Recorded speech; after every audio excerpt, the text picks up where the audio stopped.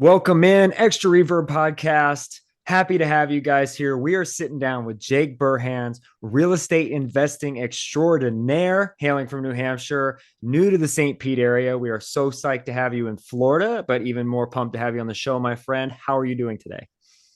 Doing absolutely phenomenal. I mean, any day that I can come on and have a little chit chat about real estate, it's not a bad day, right? Yeah, absolutely. Yeah, we're going to talk about real estate. Going to talk about, I don't even know where it's going to go, but it's going to get pretty crazy here. So, Jake, I know a little bit about you. Seen you on social media, kind of looked into your business. You guys are crushing it. Tell us about yourself. Who are you? Where are you from? What do you like to do? Yeah. So my name is Jake Burhans. I guess the short of it is my business partner and I met in college. Read Rich Dad Poor Dad, that kind of whole classic story. Started out doing a bunch of things at once, being realtors and wholesalers and buying multifamily. Eventually realized that we can't chase a ton of rabbits and whittled it down to wholesaling. And as of now, we've been doing it full time for about 14 months. Started about 2.5 years ago, full time, about 14 months, working on scaling that business up, so that by 2025 we can exit the business, have it be a cash flowing asset for us, and then go buy the multifamily and be rich dad. There you go. That's awesome. Yeah, the multifamily thing's definitely becoming a very popular way to grow that wealth relatively quickly, especially Mm-hmm. with home buying becoming exceedingly difficult for younger families. And that it's good to have the rentals. I think we're heading into a heavy rental thing, especially here in Florida. Prices are going nuts. So when you got into it, you said you're doing a bunch of things. What landed you on wholesaling? I think the biggest thing was, well, I ran across a podcast called Wholesale Hotline, which kind of piqued my interest with a couple of guys called Brett Daniels, Pace Morby, and Jamil Damji, who all do investing themselves. Um, but we were actually at a college, or when we were in college, we had a really good opportunity to join a realty team. And it was like a team, and they're doing much new development and Mm-hmm. they're still crushing it. But it came down to, hey, do you want to, there's a fork in the road. Do you want to do your own business or do you want to be a part of the team? Both could make a lot of money. But the reason we kind of went towards wholesaling is because we could see ourselves scaling out of it, right?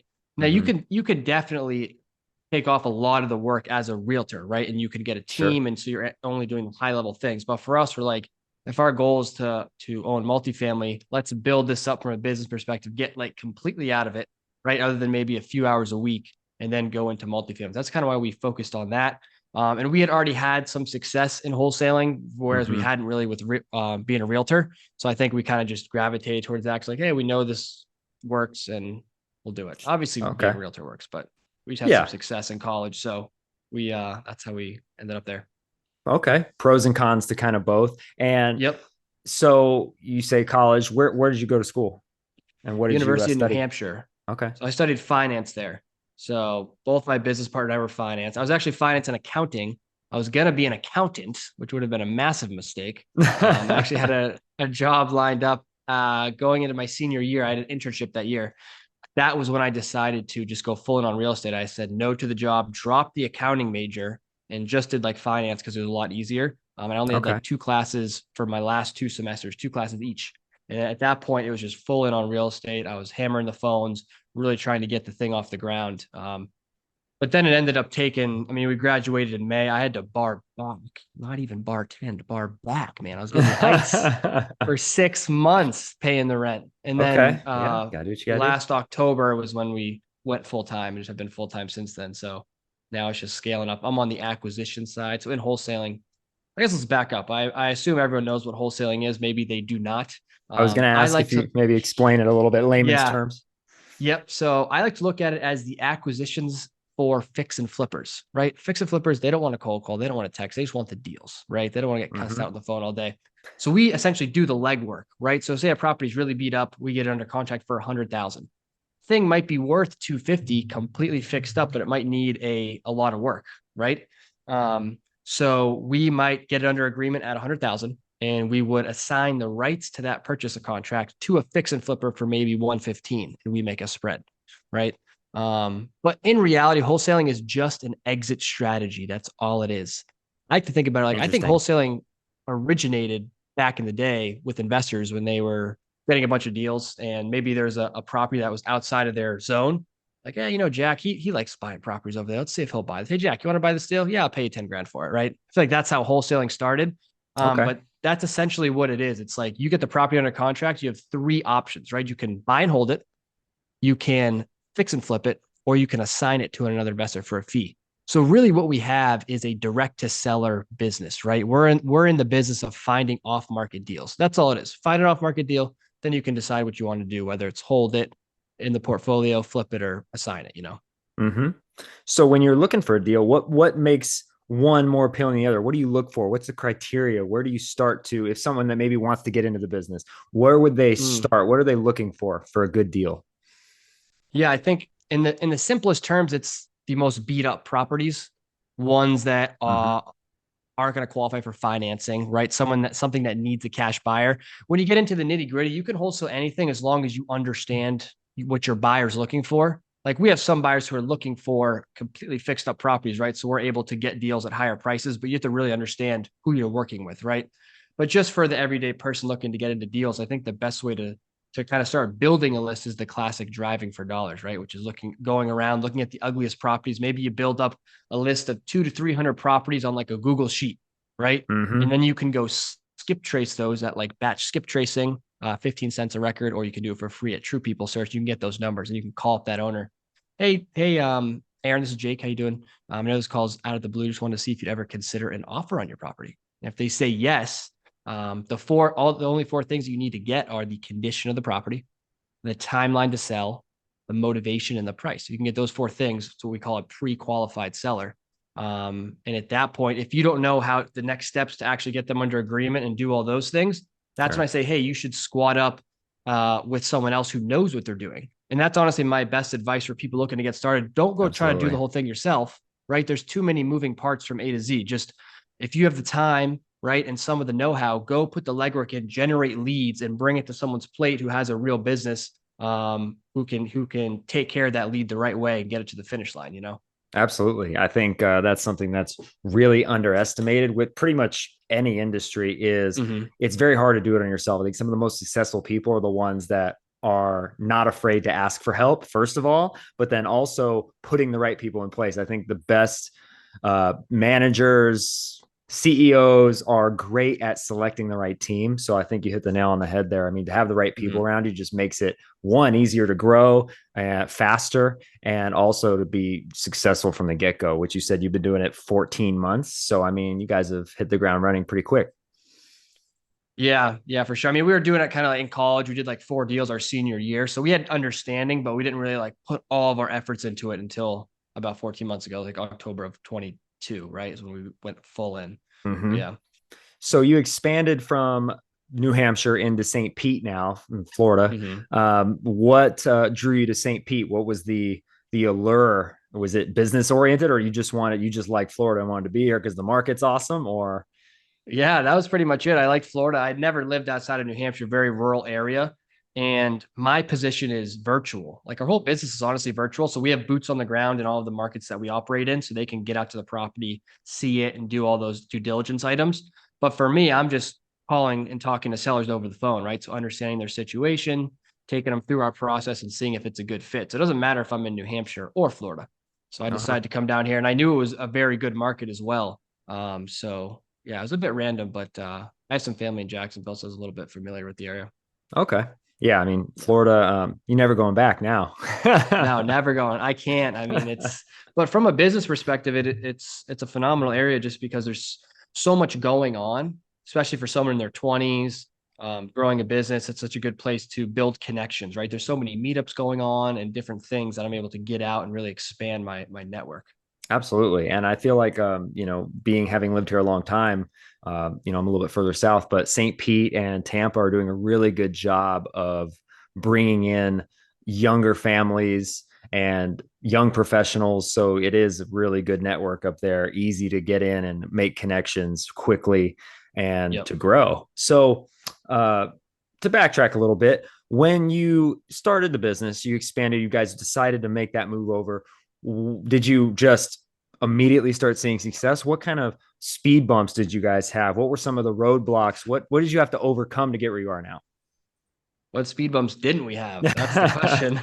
Okay, shorter list. I mean, yeah. So I think of the biggest thing people underestimate is how much work it actually takes, how much consistency it actually takes. I was breaking down with another guy who's getting started in the business because he's just starting to call. He's like, hey, what does it take to actually get a deal? Right. I was kind of breaking Mhm. down some average numbers. Say you The call 100 eternal people. question. Yeah. Um, you call 100 people, you might talk to 10, right? 10% connection rate. That's pretty high. So, and of those 10 conversations, maybe you have one lead, which is someone who says, hey, like I want to sell my property, right?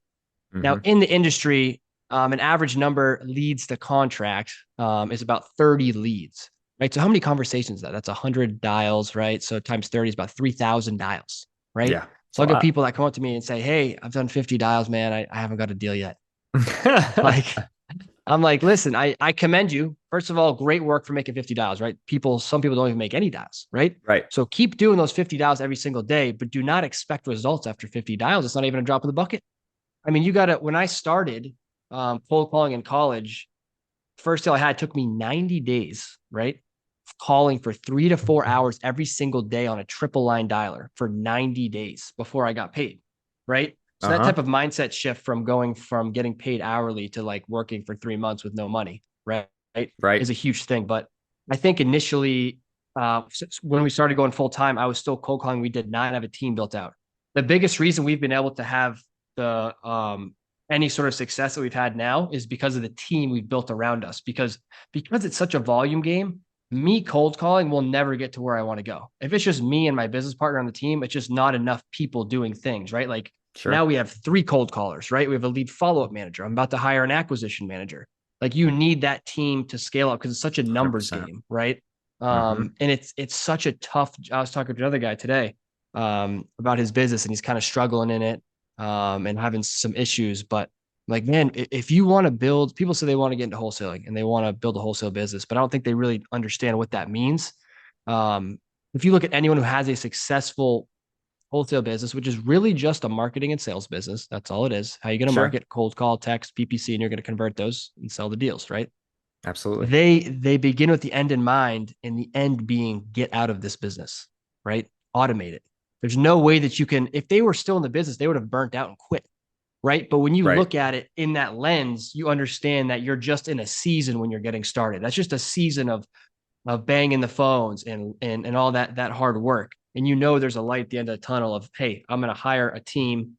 I will be on the top and I'll just be kind of coaching and doing the things, right? So I think one, building a team helped us get over those hurdles. And also having that vision of, hey, we're going to automate this. So this is not forever. This is just a season. Um, I but like that. I guess furthermore, what actually helped us get over those bumps? Community, community for sure. Being around people doing the same thing as us who are able to relate to us. Because I think it can be really tough for younger entrepreneurs in their 20s, right? Especially younger entrepreneurs who have parents who obviously love them and want the best for them, but don't always necessarily know what's the best thing for them, right? Because Sure. they're only trying to do for their kids what they know how, right? So maybe they've only worked in the corporate world, so they don't understand this side of business and life. So being around people who are doing the same thing as you is going to be vital for you to be able to kind of be dragged through the mud in the beginning, you know. Yeah, absolutely. A lot to unpack. Great answer. A lot to unpack there. The number one thing there for me was, the amount of work that you have to put in up front. I think a lot of people in a lot of different industries, especially real estate, don't realize initially what it takes to build that book of business, to Mm-hmm. how much work has to go into it before you're above it, right? Everybody Mm-hmm. kind of sees that result and they're sitting there and that's where they want to be, but they don't realize what it actually takes to get there, Mm-hmm. right? You're talking about how many 3,000 dials, right? Just to get the first deal. Yeah, And it's just to get got one. exactly. So how, and then one isn't going to get it done, right? So you got to No. repeat that and repeat that and repeat that and that's where it's just, I'm so big on this, just consistency, showing up Yeah. every single day and realizing that it may not work out today, but I've got to do it again Mm-hmm. tomorrow. And I've got to do it Yep. again tomorrow. And then eventually, when you start getting above it, right, you start getting the referrals. I'm not sure how big that is in the wholesaling business. But you start getting the referrals, right? You start getting that reputation out there, which kind of leads me into my next question for you. You mentioned community and finding people, being around people in the same business, like-minded folks in wholesaling. Where were you able to find that community? Is it actually going out meeting people? What role does social media play in finding that community? Is it big? Because I know, like in my real estate space, the luxury market, everything being online is so huge now. Mhm. Yeah, I think social media. Well, I guess there's a couple of things to that. Social media is definitely good to get loud about that. Communities, we joined a mentorship called Sub 2 by Pace Vorby. We were in Okay, that, just going through local RIAs, right? That's how we initially started to find cash buyers and things like that and build connections. Um, but yeah, I think we bought into a few of them, right? There's definitely some free ones. I think there's some extreme value in buying into some mentorships, right? Because there's a certain bar there. It's like everyone else there has given it a certain level of commitment that they're willing to say, "Hey, I'll pay X amount of money to be a part of this," right? So that's, I think sure, there's can be good sometimes, right? Not all the time. absolutely. But I think so. I've so since then, because I think community is such a big part of it, Hmm. I've created kind of my own free Facebook community called Optimize REI, where I'm hosting what I call sales meetings. But once a week on Saturdays, I'm calling sellers live, right? Underwriting, comping properties, showing people how to find deals and answering questions like that. But I think the biggest thing is just getting in a community, right? And going back to, you said the role that plays. At first, when I was starting to build my brand and go on social media and start this community, I'm like, who am I to do this? Right? Like, who am I to do this? It's always Sure. like that imposter syndrome in all of us. When Right. you look back, you look back and you're like, okay, well, there's definitely people behind me. There definitely is, who haven't even done deals, right? Or have maybe only done a handful of deals. Um, so the way I look at it is, certain people are going to connect with certain people, right? So there's going to be certain people that will only connect with you, that will not connect with me, right? So they're going to kind of gravitate towards you. And likewise, there'll probably be some people out there that may connect with me, not with you. And that goes for everyone, right? So I think it's super important for everyone to be very loud about what they're doing on social media, share their successes and their challenges, and even build their own communities, right? Because there's going to be certain individuals out there looking to get into these spaces that are Sure. only going to resonate with you. So I think it's super important to not only join communities, but try to cultivate your own, just for the sake of helping everyone else out. Absolutely. And, another level to that, I'm a huge believer in energy and putting out what you put out is what's going to come back to you. And, certain Mm-hmm. energies attract different kinds of people. So if you're putting out authentic energy, especially online, and it's so hard for people to be authentic, fully authentic, right? They want to, the successes, that's the easy part, right? But it's so Mm-hmm. difficult to talk about your failures for a lot of people until you get comfortable with it and realize that talking about the failures actually brings people closer to you because it's like, Yeah. wow, and that creates me. I'm not alone in this, right? Yeah. This person's going through the same thing. They're successful now, but look, they went through what I'm going through right now and they understand. Yeah. And that kind of helps to build that community. You agree? Well, yeah, it's like the only thing that's relatable, really. That's what it is, I think. It's the only thing that's relatable for the people, because they don't have the success yet, but they see these failures and they can relate. Oh, yep, I had that exact same failure. So then it kind Absolutely. of puts it in their head, if he had the same failures, I can probably have the same success as him, you know? So I agree with that. It is difficult to share those. And I think from the perspective of the person sharing, it's like sometimes you think, oh, well, imposter syndrome again. Oh, they're going to know that I'm not really this good, or whatever those thoughts are in your head.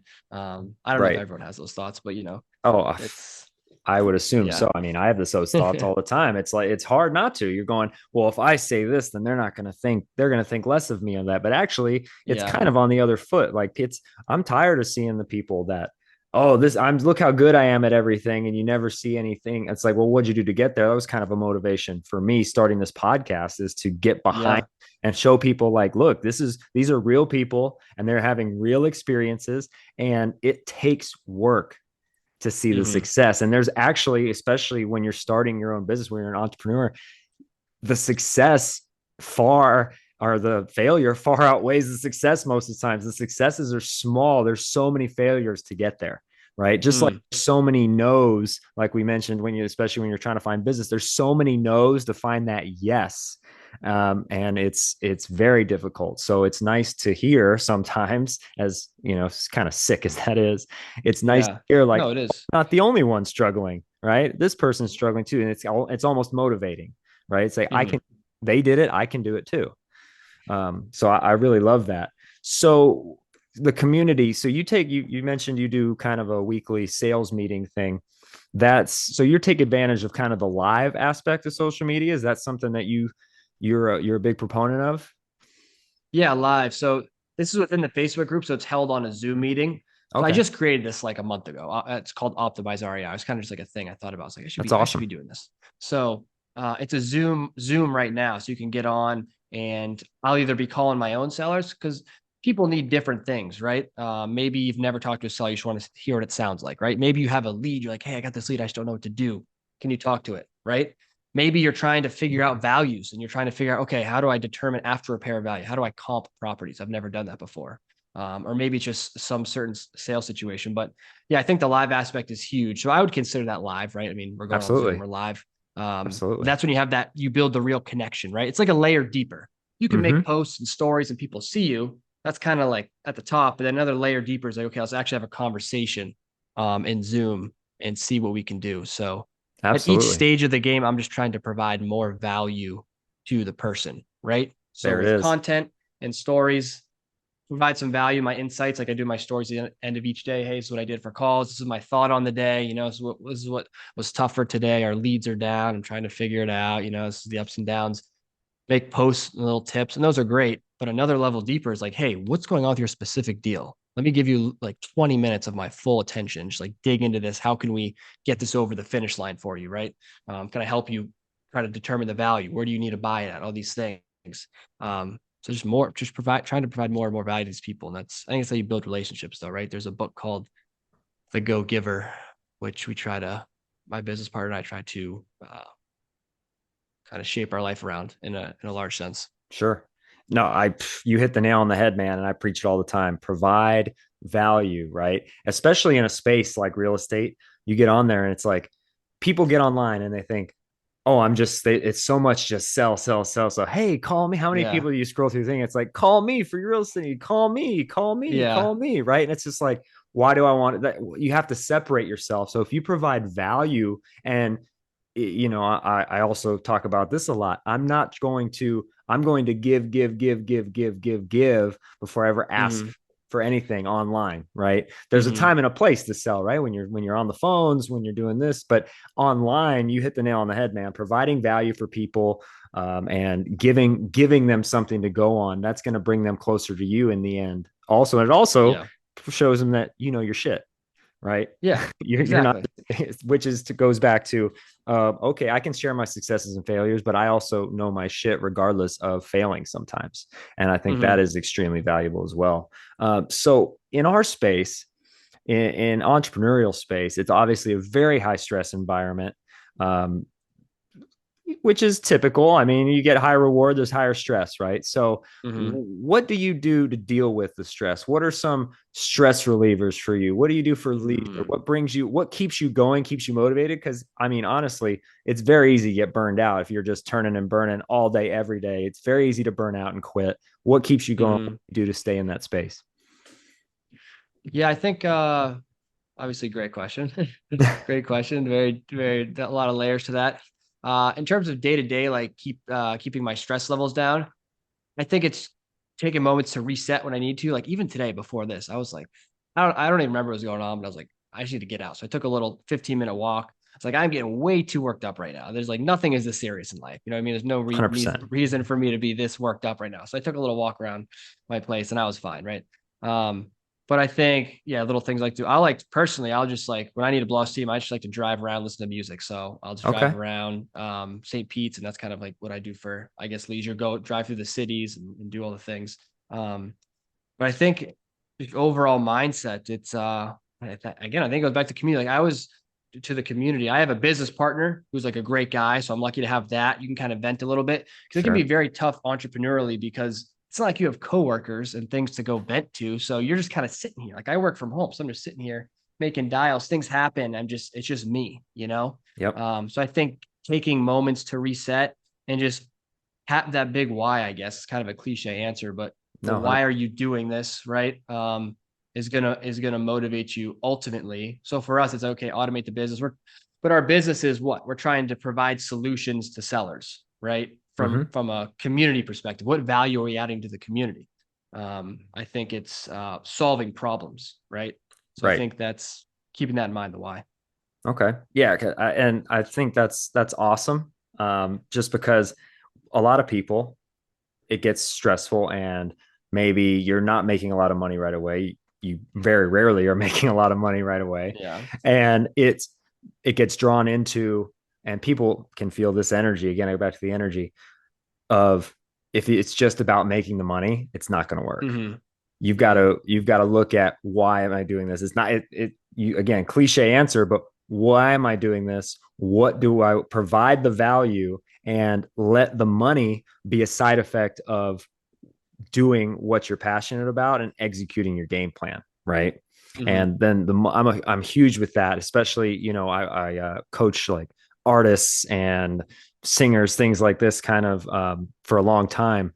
And it's a matter of, you've got to do what you feel, do what you like to do. Don't worry about what everybody else is going to think. And then if you're passionate enough about it, that's going to shine through. It's going to resonate. You touched on earlier, it's going to resonate with the right people.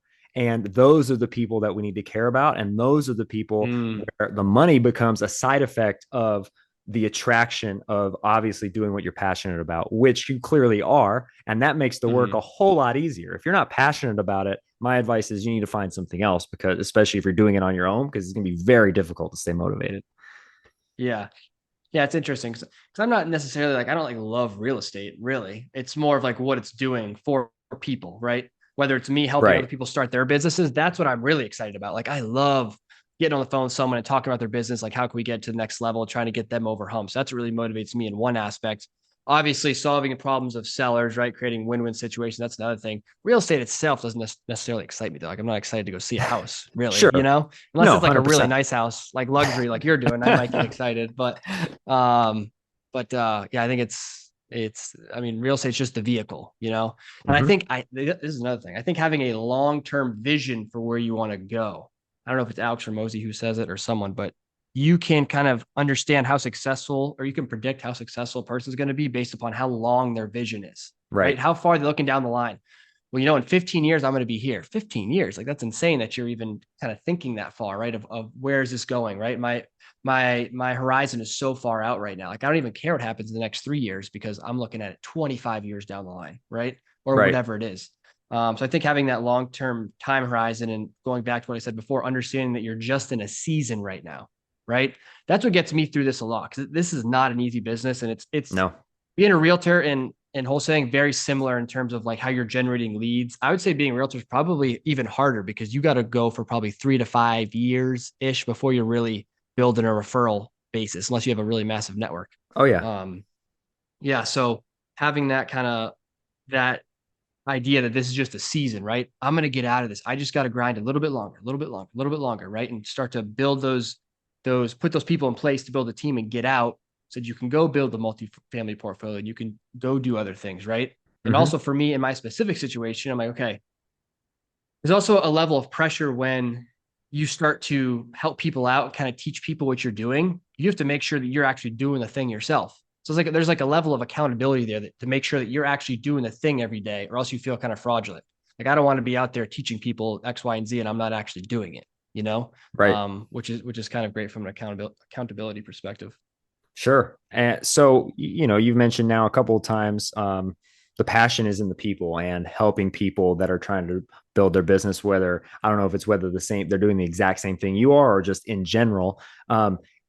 What you're doing, you're trying to automate, right? You're trying to become passive. And then even when you get into the multifamily thing, that becomes a very stable passive income, right? Potentially. So Mhm. once you build to that point, is that something that you want to get into? Is like just like the coaching side of things, like helping people do this, maybe some kind of a master class type of thing? Is that a goal of yours, talking about our long-term 15-year timeline? What steps are you taking today to where you want to be in the 15 years? Yeah, it's interesting perspective. Well, I didn't say I had a 15-year timeline. I just No, said no. most Okay. Well, people do. forget Horizon is. No, I'm just kidding. So yeah, I think this is just a blip, right? So our next 3 years is like this, our next 2 years, really. By the end of 2025, I think we can be mostly and largely out of this wholesale business, right? Mm-hmm. That's going to start the next chapter of kind of going into multifamily as well. But yeah, I think a big component of my career is going to be, this is what I like to do. Like, if I could just go on podcasts every day versus work, Right. that would be insane, So right? much That would be fun. insane. So, and it's kind of how my business partner and I operate. He's more he's a little bit more analytical and he likes to look at the deals and the numbers and things like that. And he's really smart and good at that. And I'm more of kind of the rah like social media guy. Okay. So he's more the So operator. yeah, he's the operator and he does operations and dispositions, but super smart guy. But yeah, he does all that. And I'm more kind of doing the sales stuff and the social media stuff. Um, but yeah, I think it's hard to really determine after that 3 year mark, I guess. But I think that multifamily is going to take up another probably. I mean, that'll be for a while, really. I don't know how long that business is going to take to automate, but maybe another 4 years after that. And it's really interesting as you start to build your business, like all these business opportunities start to pop up, Right. right? So like the farther you get down the line, it's like there's like these little branches that just make sense to kind of enter, right? Whether it's coaching, right? Because I already have all this knowledge. So it kind of makes sense. Okay, let me just add this on here, kind of help people out, right? Well, I already Sure. have all this knowledge. So we could maybe create like a software for the industry. So while Hmm. I did say that it's obviously important to have those long-term visions, it can be really difficult to have those long-term visions because it's so far out, you know. Right. Um, but I, Well, you but got I to be think ready for it. ultimately, yeah, I think ultimately I'm going to be doing a lot of things that don't really have to do with real estate. I think we talking with people, coaching people, motivating people, kind of like what you're doing, helping people get past those roadblocks Hmm. in their career. And it's all the same, really, when you think about it, whether you're doing a wholesale business or realtor business, or you're trying to make it in the music industry, or you're doing whatever. It's very difficult in the beginning. It takes a lot of work. It's like, how can we teach that mindset to get through that? Right. And you mentioned something there that's really interesting to me, and it's when you're looking and you've got your operator, right? You said you're the more the social media rah, and that takes a large level of self-awareness, right? Mm-hmm. And I think it's a huge thing when you're trying to do something on your own, whatever it is, to have that self awareness. A lot of people don't. They try to do, I'm going to do everything. I'm doing it. It's like, but you know nothing about running Yeah. books on taxes. You know nothing about marketing. You know nothing about this. So all of a sudden you're an expert in all of it. How important is it to you for to have that self-awareness on, okay, I'm good at this and I need someone for this, right? It's a little bit of swallowing the ego kind of, but Yeah. what role, how much self-awareness do you think that you have? And is that something that's played an integral role in your being successful very quickly? Yeah, I think it absolutely does. I like to have as much self awareness as I can, right? But I Mm-hmm. think that also contributes to not burning out, right? Sure. Instead of trying to improve your weaknesses and right, just focus on your strengths. Just eliminate your weaknesses. Find someone else to do your weaknesses and just focus on your strengths. And if you can focus on things that kind of fill your cup, if you talk about energy, what's going to give you energy, right? Like I was talking to Isaiah, we were talking like a month ago. He's like, man, he had to call a seller or something and they were just blabbing his ear off for like an hour. He's like, I cannot do that. I cannot sit on the phone for that. It just like drains my energy, right? And I Uh-huh. can do it for the most part. I'm usually pretty good at it. So that's the type of thing, right? Don't have him necessarily on the phones for an hour because that's going to drain his energy. Put him doing the operations because that's what gets him excited, doing all the numbers and things like that. Right. Put me on the podcast, put me on social media. That's what gets me excited, right? So I think being self aware and realizing what you're good at, and typically what you're good at is going to be synonymous with what you like doing, right? Because you like to be good 100. at things. Yep. So that's going to prevent burnout, I think, as well. Absolutely. And again, that goes back to also like you're going to have better energy, right? Which is going to attract more things, which brings these business opportunities. You're talking about branching out. Now, on that topic, though, for people listening that start thinking, oh, I have had these opportunities. Maybe I want to go and do these kind of things. In my opinion, and I'll get yours here in a second. You need to be kind of selective about that because things can pop up and you think it's exciting and it sounds great and you want to get involved. But I've recently experienced this and was talking about it on TikTok a little bit. Was I was in too many things and I was actually stretched thin to where Mm-hmm. my main hub of business kind of, especially in this slow time of year, it was kind of slowing down a little uncomfortably. And it's like, you need to have that. I need to have that awareness to step back and go, maybe I'm doing too many things. And I need to make Mm-hmm. sure that the core of my main business, my main source of income, my main driving factor to move forward is taken care of first before I get into too many things. So, how do you select other ventures or not select other ventures? What's kind of that process? How and what's too much for you in your opinion? Yeah, well, it's funny because that's how we started, right? Realtor, multifamily, wholesaling. It's too much, right? And everyone talks about it. Gary Keller, the one thing, right? Brandon Turner, Bigger Pockets. He Mm-hmm. talks about building one bridge to the island, right? People say, don't chase all the rabbits, focus on one thing, right? So focus on one thing. The one thing we've learned is as you start to grow, those distractions get like sexier and they get more just, you're just more attracted to them, right? It's like, oh my gosh, this is a huge opportunity, right? So you have to start saying no to bigger and bigger opportunities as you scale and really try to stay focused on your one goal, right? Right. Until What we got me reach here? where we exactly where you need to be. So it's absolutely everything. And we have completely narrowed down our focus, like even in terms to the type of data we're pulling, all the way down to the type of list, right? You can That's call awesome. tired landlords, probate, pre-foreclosure. No, we're calling absentee owner under $500,000, 25 to 100% equity, not on the market. That's the list. No matter what city we're in, we're not getting distracted doing the probate method or the pre-foreclosure or the tax liens, right?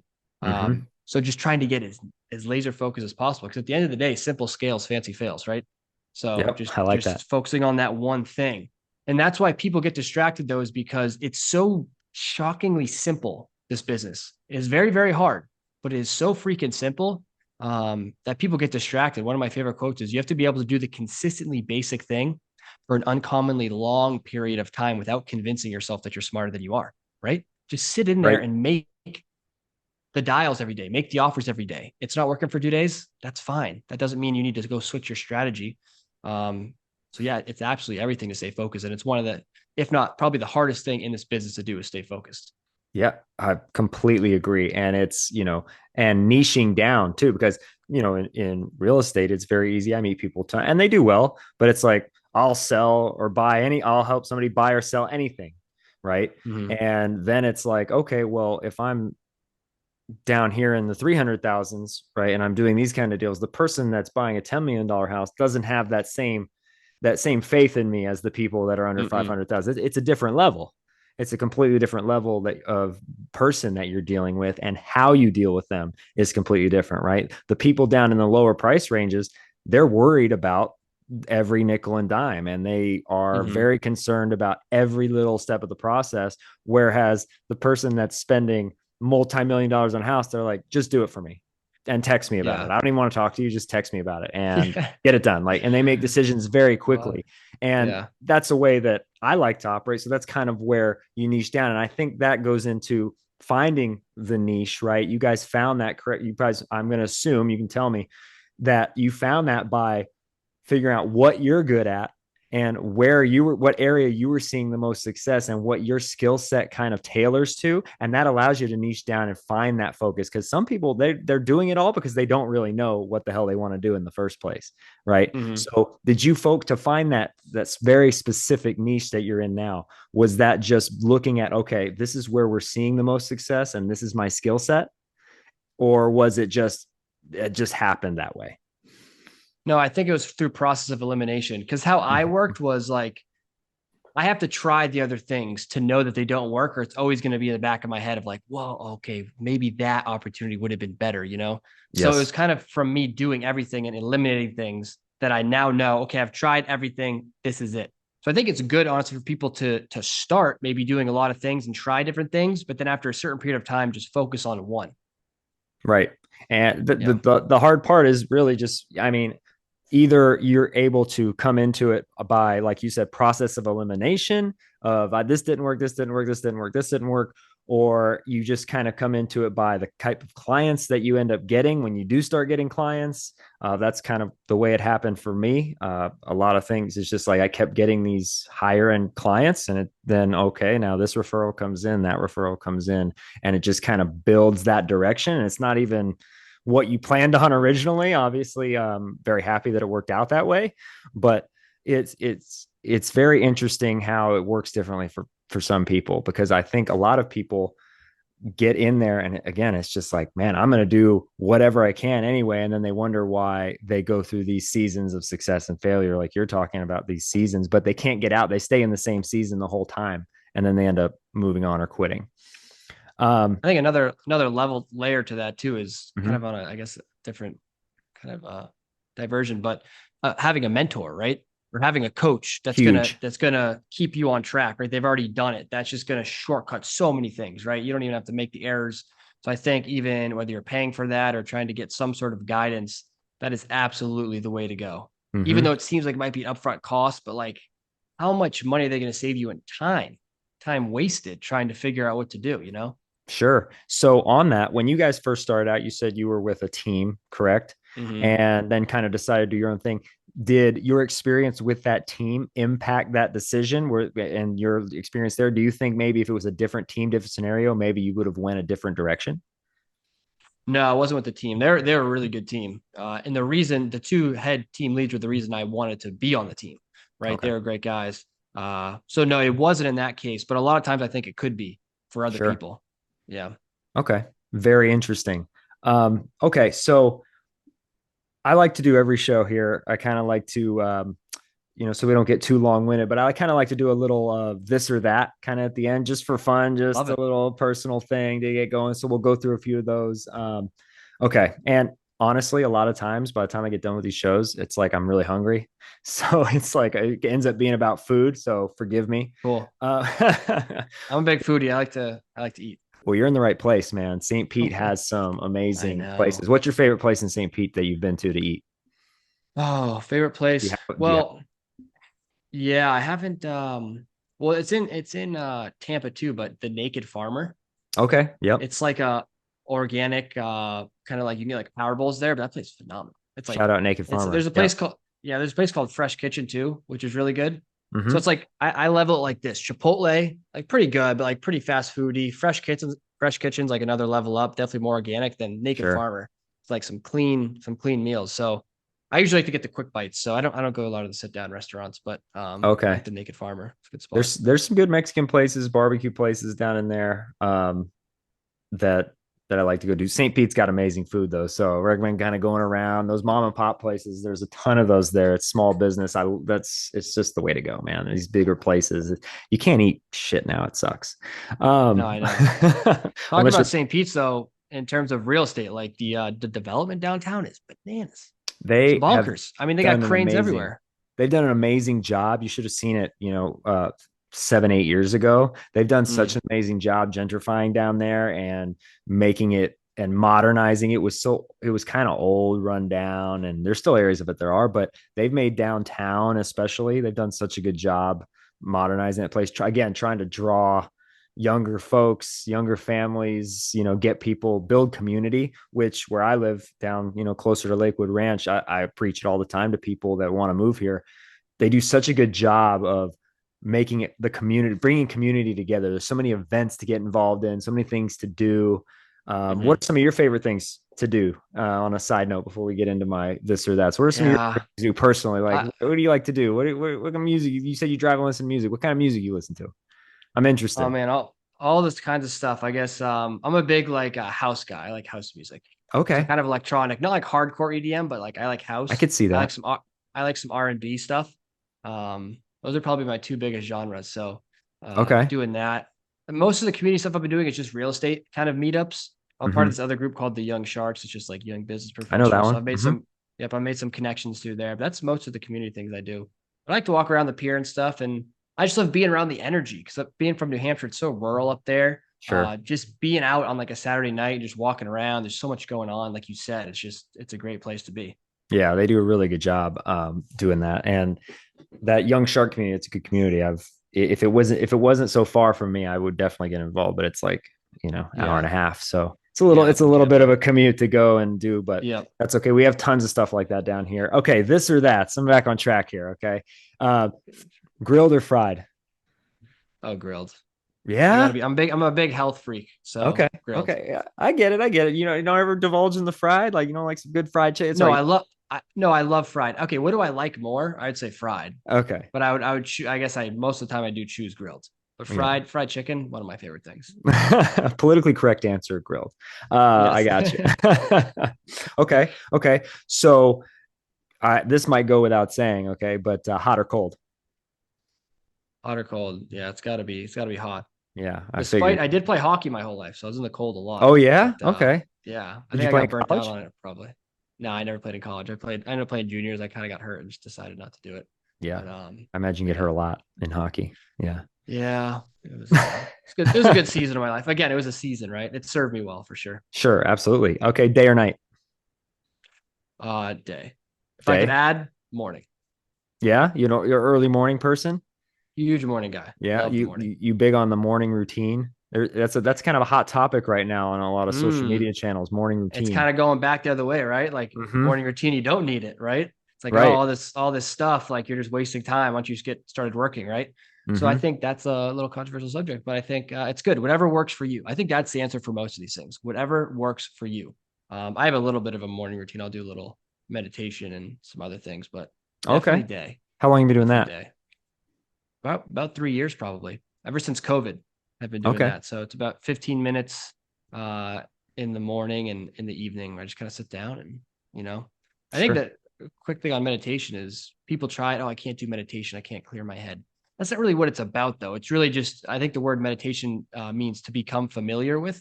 So it's really just becoming familiar with yourself and just kind of analyzing your thoughts as they come in. I think about it as clearing my mental inbox, almost like an email inbox, right? Kind of let the Sure. thoughts come in and just kind of self-reflect, right? And just see where you're at in life. It's good. It's Absolutely. good. Self-reflection is key. Oh, without a doubt. And I'm a huge proponent of meditation and yoga and all those types of things. And it's definitely a way you talked about having the long term vision, right? Whether it be 3 years, 10 years, 15 years, Mhm. but having the clarity in the moment to make the best decisions was going to propel you toward that. And I think meditation, a lot of times, I don't make big decisions without meditating on it and just Mm. clearing, and which actually comes to, people say meditate on it, which actually comes to just clearing all thoughts and letting it come to you, letting the right feeling come to you. And I think that's Yeah. something that's lost modern day too, is people get so caught up in the thought process up here, they stop listening to their intuition, where a lot of times the intuition is correct. And it's Oh very yeah. scary, but the more you listen to it, the more you realize, and you start actually acting on it, the more you realize, wow, it's actually steering me in the right direction. And it's meditation is a great way to tune into that. I'm glad that we touched on that. That's that otherworldly force, whatever you want to call it. God, it's something. I'll tell you, it's something. I don't know It's what it there. is, but it's there for sure. It's like I've had enough events in my life where I'm like, that is just too strange not to be something else. You know what I mean? Mm-hmm. So now I listen to intuition much more now.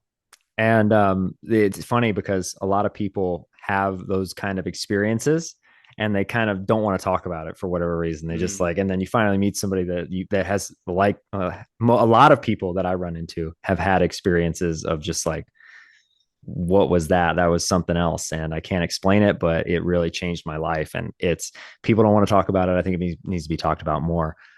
Quick little side story on that. My dad was an ER doctor for a long time. And in the triage or the, emergency room, when they're given surgery and stuff, they didn't experiment. They put cards with pictures or letters, whatever it was, on top of, when you go in the room, there's cabinets, right? Up high. They put pictures of things on top of the cabinets, right? And when people come in that are dead or dying and have these near death things and they save their life, they would ask them if they could identify what was on top of the cabinets just after they were recovering in this. And I don't know the exact percentage. It was a large amount of people. Blew my mind. He told me could tell people exactly what was on top of the cabinets, whether it's the picture or the letter. And he's just like, he always, what is that? What is going on with that? How do you explain That that? is strange. So it was on top of the cabinet, face up, so you couldn't see it unless you're like on a stool or something looking at the paper, right? Exactly. And these people could Yeah. a lot, like I'm talking 75% plus. I don't remember the exact number, but Wow. could tell what was on top That's specifically. wild. It's like, how do you explain that? I don't know. So yeah, there's definitely something else very interesting. Anyway, Jake, where can people find you? We went off on a little tangent there, but I'm glad we did. Where can people find you? Plug it. Where, if they want to get in on some of your coaching, if they want to just connect and follow along with your journey, or if they want to get into the business, where can they find you? Where can they contact you? Best place to contact me is going to be on Instagram, Jake_Burhans, which is just my first name and my last name. In my bio, there's a link to that Optimize REI Facebook group. It's free right now. So just pop in there, and there's no excuse not to get started if you want to get started. You can get in there. We'll help you along, answer any questions you have on that live once a week. So Get in there and just be accountable. And if you don't want to join my community, that's completely fine. Maybe you don't resonate with me. Go get in a community. Go be somewhere where you can be held accountable. It's absolutely vital. I'd say those are my closing thoughts there. Love it. Jake Burhans, holding people accountable. Get in there. Valuable information. This guy knows what he's talking about. Okay. If you want to be successful in this and you want to do it quickly, get in there, get after it. Everybody, Jake, thank you so much for joining us. I'm going to let you go eat dinner, go walk around. Don't stress out too much. Don't work too hard. Hope you have a happy holiday. Guys, follow us, like, subscribe. It really helps. Give feedback, share us with your friends. Extra Reverb Podcast. You can follow us on social media. I'm at Aaron, your realtor.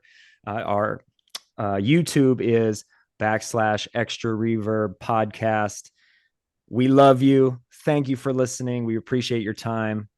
It's been awesome. We'll see you next time.